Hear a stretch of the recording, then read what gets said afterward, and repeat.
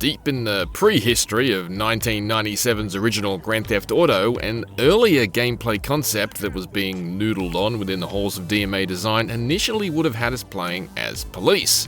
Eventually, the call was made to pivot and exclusively focus on the wrong side of the law, because it was decided being a criminal was way more fun than being a boring old cop. GTA as we know it was born, and a bazillion in sales later, it's hard to argue they made the wrong decision. However, nearly 3 decades down the track, the Precinct has arrived to show us that there actually is a way to make upholding the law just as engaging as breaking it, in an old-school GTA-inspired sandbox city. The Precinct may be a modestly sized package overall, and the crime-busting gameplay loops it throws at us do eventually become a little samey and worn over its roughly 12-hour campaign, but its isometric, grimy 80s aesthetic is absolutely excellent, and there's a real novelty in patrolling the rain-slick streets, seeking to chip away at Averno City's never-ending supply of miscreants, mobsters, and malefactors.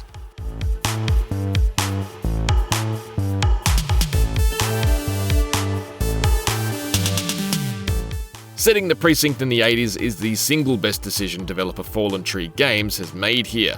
There's no cyber crime, social media or mobile phone nonsense cluttering up proceedings. Rather, it's a world detached from all manner of modern crap. It's just you, your partner, and a radio. Central to all units, bank robbery in progress. Mercer ACB Bank on Mercer Street, shots fired.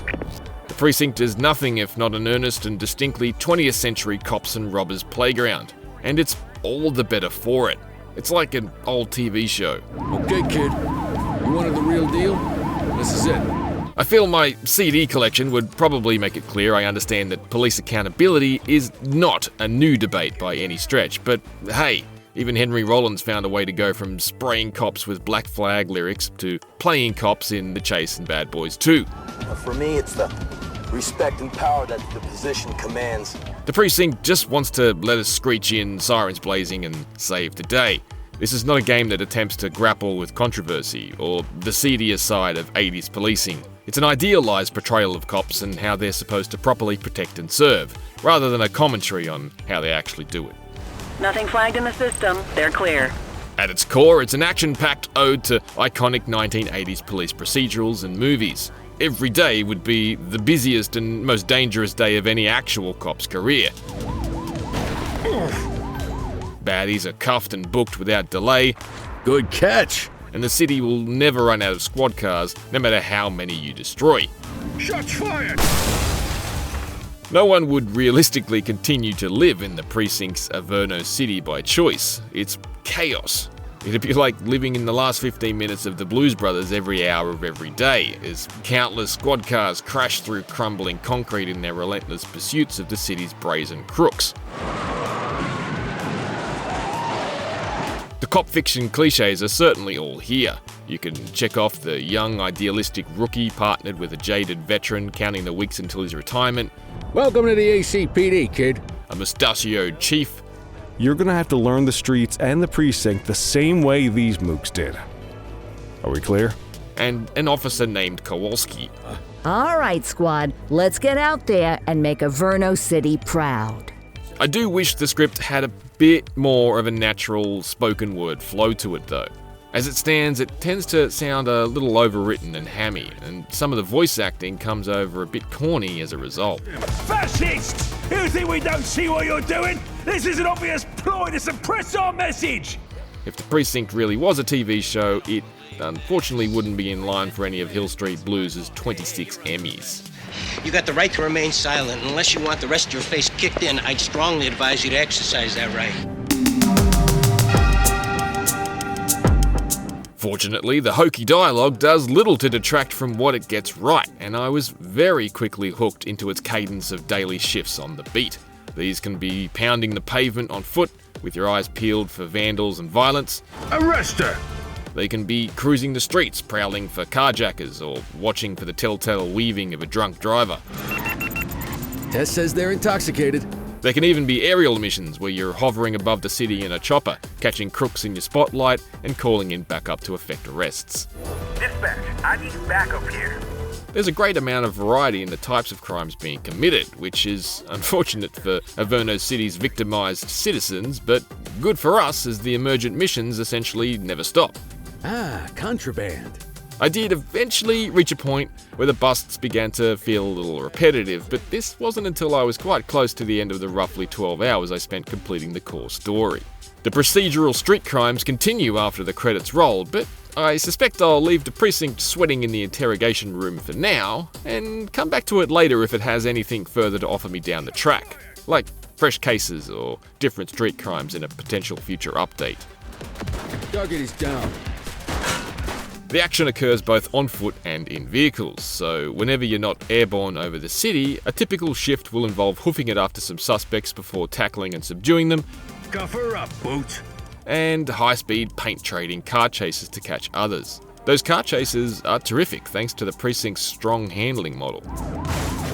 Vehicles may appear cute and toy-like on screen thanks to the elevated isometric camera angle, but they're not sticky or twitchy. They have a really well-honed sense of weight as you hurl their all-American bulk into handbrake turns to negotiate corners.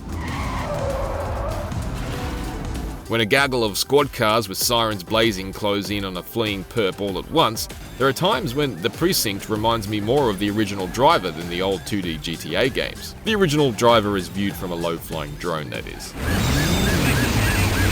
The range of era-correct lookalike vehicles is spot on too, from off-brand Mustangs and Cooters to A-Team adjacent Vanduras and the classic boxy 3rd gen Caprice cop cars I've seen Hollywood crash 1,000 of over the years.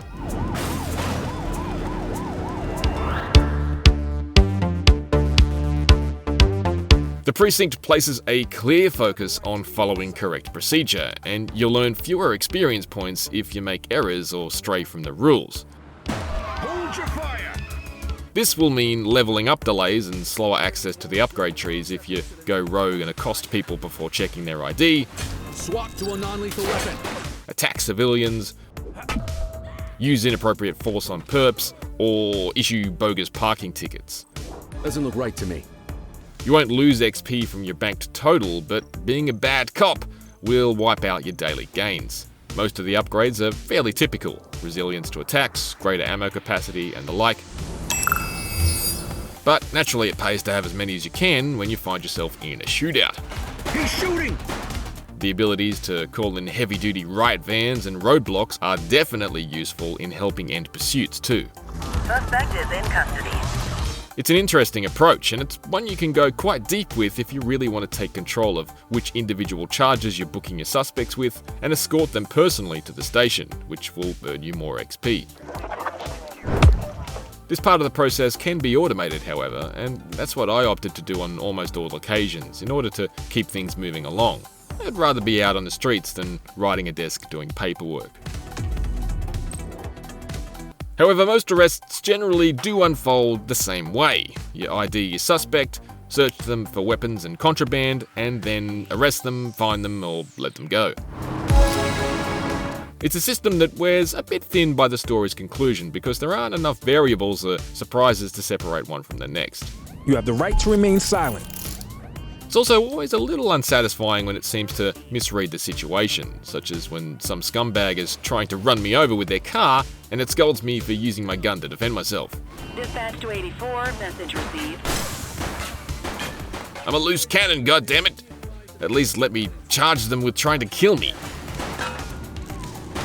I'm not certain whether this sort of thing is a bug or just something that hasn't been accounted for, but the Precinct is a little janky overall. I didn't face any game-breaking issues, but I did encounter the odd gravity-defying fling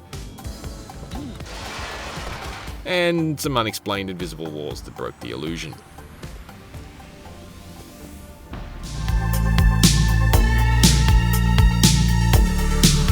The Precinct's focus on proper arrest protocols and penalising excessive force requires a certain level of patience that not everyone will possess, and it's a system that eventually wears out its welcome, but I genuinely enjoyed prowling the city for procedural crimes while the story lasted, and the soggy neon-splashed 80s setting works wonders. Fallen Tree Games had a previous crack at emulating the top-down shenanigans of classic Grand Theft Auto back in 2019's American Fugitive, But putting the action on the right side of the law in the precinct has proven to be far more arresting. That's what I'm talking about. Bring him in, you two. For more of the latest reviews, check out our verdicts on Doom the Dark Ages and The Midnight Walk. For everything else, stay on IGN. Wrap it up, partner. It's beer o'clock.